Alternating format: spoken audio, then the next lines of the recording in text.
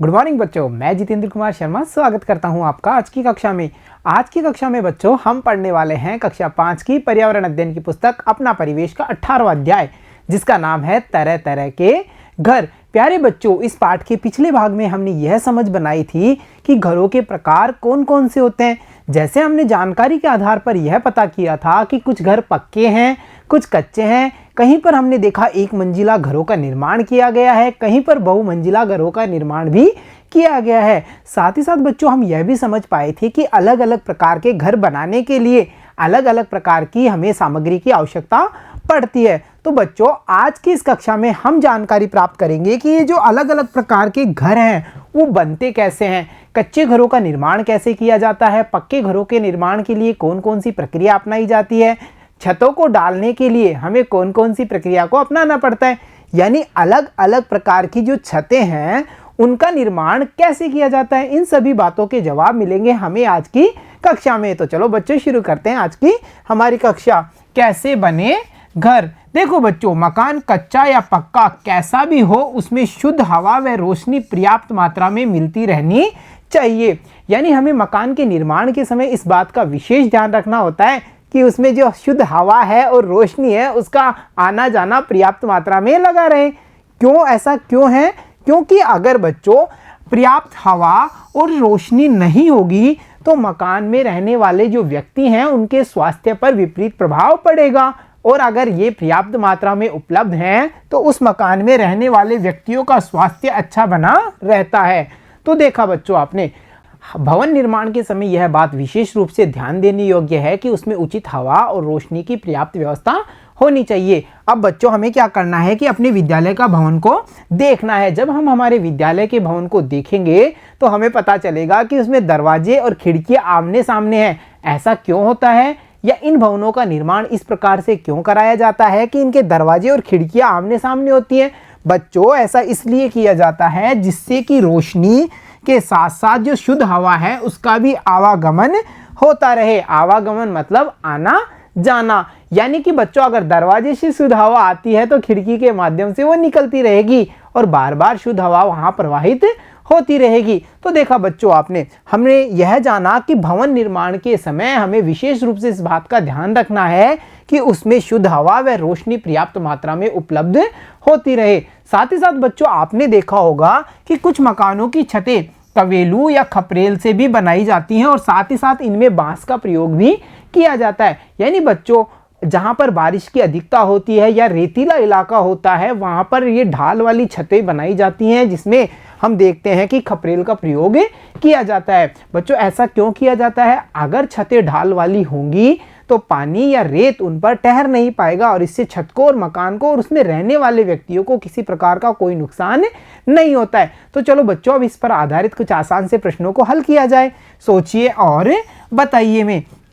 देखो बच्चों हमसे आसान से जो प्रश्न पूछे गए हैं वो क्या क्या हैं उनको भी देखें। तो देखो हमसे पूछा गया है कि कुछ मकानों की छतें कवेलू या फिर खपरेल और बांस की बनी होती हैं। इन मकानों में रहने वाले को क्या क्या सुविधाएं होती हैं, यानी कि इन मकानों में जो व्यक्ति रहते हैं उन्हें क्या क्या सुविधाएं होंगी इस छत के कारण, तो उनके बारे में हमारा ये प्रश्न है। तो देखो हम क्या कह सकते हैं कि इन मकानों में शुद्ध हवा व पर्याप्त रोशनी के लिए ऐसी व्यवस्था की जाती है कि इनमें जो पर्याप्त रोशनी है, शुद्ध हवा है, वो आवागमन होता रहता है उसका।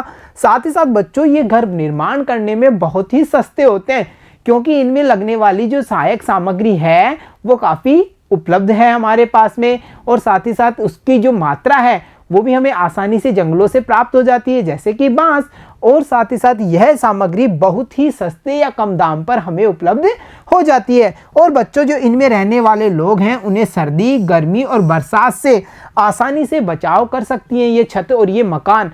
क्यों बच्चों? क्योंकि लकड़ी होती है उस पर क्या होता है, जैसे बांस है या लकड़ी है उस पर गर्मी सर्दी का प्रभाव बहुत ही कम पड़ता है। यानी पत्थर की तुलना में जहां पत्थर जल्दी ठंडा होगा, जल्दी गर्म होगा, वहां पर लकड़ी पर सर्दी गर्मी का प्रभाव काफी मात्रा में कम पड़ता है। और साथ ही साथ देखो बच्चों जो खपरेल की छतें ढालू होती हैं जिन पर रेगिस्तानी इलाकों में धूल भी नहीं जमती है और चाहे बारिश का मौसम हो तो भी इन पर पानी भी ज़्यादा देर नहीं ठहरता है। इसलिए हम कह सकते हैं कि इन मकानों के जो इन मकान हैं यानी केवलू और खपरेल से बने हुए जो मकान हैं उनमें रहने वाले लोगों को ये सारी सुविधाएं प्राप्त होती हैं। तो चलो बच्चों अब देखते हैं अगला प्रश्न। अगला प्रश्न है, रेगिस्तानी इलाकों में धूल भरी आंधियां चलती हैं, ऐसे में ढालू छतें किस प्रकार मदद करती हैं। देखो बच्चों, अगर मकान की छत ढालू होगी तो उस पर जो रेत या धूल के कण हैं वो छतों पर ठहरते नहीं हैं। इसी कारण आपने देखा होगा जो रेगिस्तानी इलाके हैं वहां पर बनाए जाने वाले मकानों की जो छतें होती हैं वो किस प्रकार की बनाई जाती हैं, ढालू छतों वाले मकान होते हैं, वहां पर उनकी छतें ढालू होंगी। और वो क्यों बनाई जाती हैं इसका जवाब भी हमें मिल चुका है, ताकि रेत या धूल के कण उन पर ठहरते नहीं है और उनमें मकानों में रहने वाले व्यक्तियों को किसी प्रकार की इनसे असुविधा नहीं होती है। तो चलो बढ़ते हैं अगले प्रश्न पर। अगला प्रश्न है, मकान बनाने के लिए कौन कौन सी सामग्री आपके क्षेत्र में मिलती है, वह कौन सी सामग्री दूसरे क्षेत्रों से आपके यहाँ आती है। यानी बच्चों ऐसा संभव नहीं है कि हमारे क्षेत्र में सारी हर प्रकार की सामग्री उपलब्ध हो। कहीं पर अगर सीमेंट की अधिकता है तो वहां पर पत्थर की कमी होगी, कहीं पर लोहा अधिक मात्रा में मिल रहा है यानी सरिये आसानी से उपलब्ध हो जाते हैं, तो कहीं पर ईंटें जल्दी से नहीं मिल पाती। तो इस प्रश्न में हमें यह बताना है कि मकान बनाने के लिए कौन कौन सी सामग्री आपके क्षेत्र में उपलब्ध है और कौन सी ऐसी सामग्री है जो आपको बाहर से मंगवानी पड़ती है। तो देखो बच्चों, जैसे कि मैं मेरा एग्जांपल देता हूं कि मकान बनाने के लिए पत्थर, कंक्रीट, बजरी हमारे क्षेत्र में मिल जाती है, यानी ये सहायक सामग्री हमारे क्षेत्र में उपलब्ध हो जाती है। परंतु बच्चों जो लोहे के सरिया है, सीमेंट है, ईंटें हैं, वे दूसरे क्षेत्रों से हमारे यहाँ मंगाई जाती हैं। तो इस प्रकार आप भी पता करेंगे कि कौन सी सामग्री आपके क्षेत्र में मिलती है या उपलब्ध हो जाती है और कौन सी सामग्री आपको बाहर से मंगवानी होती है, और उसका पता करके आप यहाँ पर लिखेंगे। बच्चों इस प्रश्न के माध्यम से हमने यह समझ बनाई कि हर क्षेत्र में अलग अलग प्रकार की सामग्री की उपलब्धता होती है। क्या इसका प्रभाव मकान निर्माण पर पड़ता है? क्या जैसे मान लो कहीं पर अगर ईंटों की अधिकता है तो क्या वहां पर बनने वाले मकानों में ईंटों का प्रयोग ज्यादा मात्रा में किया जाएगा? क्या ऐसा होता है? तो चलो इसकी भी जानकारी प्राप्त करते हैं। तो देखो बच्चों, जिन स्थानों पर पत्थर आसानी से मिल जाते हैं वहां मकान की दीवारें व छतें भी पत्थरों की ही बनाई जाती हैं। जहां पर जाहिर सी बात है बच्चों, अगर जहां पर सहायक सामग्री बड़ी आसानी से मिल जाएगी तो उसका उपयोग वहां पर रहने वाले लोग अधिक मात्रा में करेंगे। ऐसा क्यों होगा?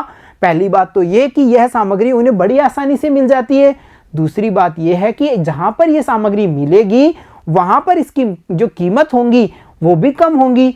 अगर बच्चों मानो हमारे यहाँ सीमेंट की उत्पादकता या सीमेंट अधिक मात्रा में है तो हमारे यहाँ सीमेंट के दाम कम होंगे, जबकि अगर हमारे यहाँ सीमेंट उत्पादित नहीं होती, सीमेंट नहीं पाई जाती और हम बाहर से मंगाते हैं तो उस पर माल भाड़ा, कई सारे टैक्सेस लगते हैं जिसके कारण उसकी कीमत बढ़ जाती है। तो हम समझ पा रहे हैं ना कि अगर जिन स्थानों पर पत्थर आसानी से मिलेंगे वहाँ की जो मकानों की दीवारें हैं, छत हैं, उन्हें पत्थर से ही बनाया जाता है। साथ ही साथ देखो बच्चों, जहाँ पर पत्थर नहीं मिलते हैं वहाँ मिट्टी व ईंटों की दीवारें भी बनाई जाती हैं। जैसा कि इस चित्र में हम देख पा रहे हैं, ये व्यक्ति अपने जो मजदूर सारे लगे हुए हैं ये भवन का निर्माण कर रहे हैं और ये किस सहायक सामग्री का उपयोग कर रहे हैं हम यहाँ देख पा रहे हैं ना, ये ईंटों के द्वारा इस भवन का निर्माण कर रहे हैं। तो देखा बच्चों आपने, जो सामग्री है उसकी उपलब्धता के आधार पर भी मकानों के निर्माण पर प्रभाव पड़ता है। और साथ ही साथ देखो बच्चों, आजकल लोहे के सरियों के ढांचे में सीमेंट व कंक्रीट डालकर भी छतें बनाई जाती हैं, जिसे हम आरसीसी के नाम से जानते हैं। और इसके बारे में इस पाठ के पहले भाग में हमने विस्तार से चर्चा की थी। समझा था ना हमने कैसे आरसीसी की छतें बनाई जाती हैं। और जिन्होंने नहीं समझा था या जो समझ नहीं पाए थे वो यहाँ पर इन इमेजों को देख करके अच्छी तरह समझ सकते हैं। देखो बच्चों, पहले नीचे बल्ली और फंटों की सहायता से एक छत का ढांचा तैयार किया गया, उसके ऊपर लोहे के सरियों को बिछाया गया है। फिर हम देख पा रहे हैं सीमेंट, कंक्रीट, बजरी का घोल बना करके छत को जमाया जा रहा है। जब ये छत सूख जाएगी तो नीचे का जो सहारा दिया गया है, बल्ली फंटे, उन्हें हटा दिया जाएगा और इस प्रकार तैयार हो जाएगी हमारी आरसीसी की छत। तो देखा बच्चों आपने, अलग अलग क्षेत्रों में पाए जाने वाले मकानों में जो सहायक सामग्री है उसकी उपलब्धता के आधार पर मकानों के निर्माण में अंतर आ जाता है। तो चलो बच्चों अब देखते हैं आगे। और आगे बच्चों हमें यह भी पता होना चाहिए कि जंगलों के आसपास व पहाड़ी इलाकों में पेड़ पौधे अधिक होने से मकान बनाने में लकड़ियों का अधिक उपयोग होता है। जैसा कि इस इमेज में हम देख पा रहे हैं, इन मकानों के निर्माण में हमें दिख रहा है जंगले में जो पेड़ पौधे हैं या लकड़ी उपलब्ध हो जाती है उन्हीं से प्राप्त सामग्री का उपयोग किया जा रहा है। जैसे इनकी छतों को हम देखते हैं वो बांस या फिर हम कह सकते हैं लकड़ी से निर्मित की गई है। साथ ही साथ इनकी जो दीवारें हैं वो मिट्टी से निर्मित की गई है। यानी बच्चों आप समझ पा रहे हैं कि जो जंगली और पहाड़ी इलाके हैं वहां पर पेड़ पौधे अधिक मात्रा में मिल जाते हैं। इसी कारण इन मकानों को बनाने के लिए लकड़ी का उपयोग किया जाता है। तो देखा बच्चों, आपने किसी स्थान विशेष पर पाई जाने वाली सहायक सामग्री का प्रभाव वहां पर निर्मित होने वाले मकानों पर जरूर पड़ता है। जहां पर पत्थर ज्यादा मात्रा में मिलेगा वहां पे मकानों में पत्थर का उपयोग अधिक किया जाएगा निर्माण के लिए। जहां पर पत्थर नहीं होगा वहां पर मिट्टी की ईंटों का प्रयोग किया जाता है।